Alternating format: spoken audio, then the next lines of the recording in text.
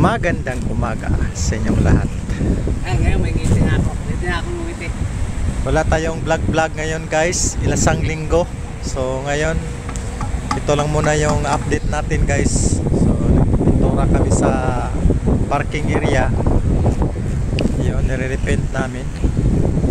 Sobrang pula na pala ng ilong ko. So ayan po guys, yung ginawa namin ngayon is nagre-repaint kami sa parking lot dito sa aming accommodation. So sa ngayon, ito lang po yung ginagawa namin.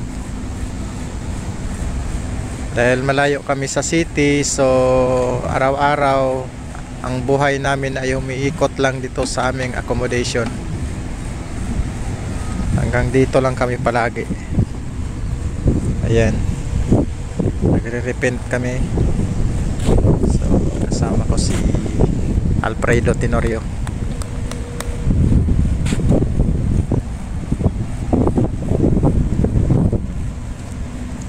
Ganda ng pagka kulay ng yellow. Ito rin yung kulay ng ano ko, sala sa bahay.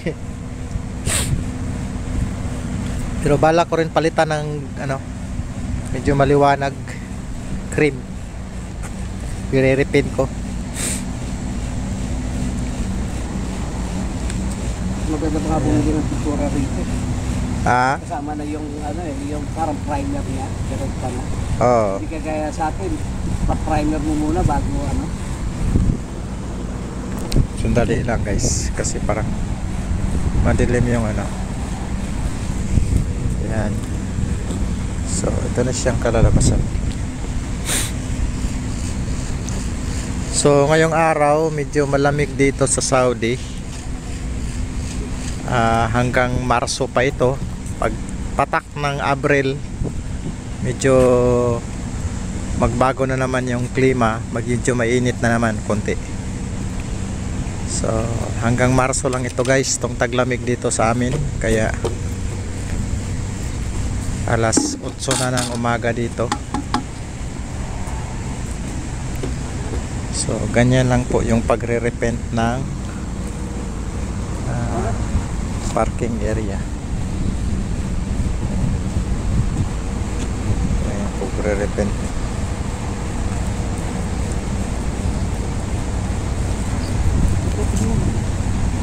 Ha? Oh, maganda na siya.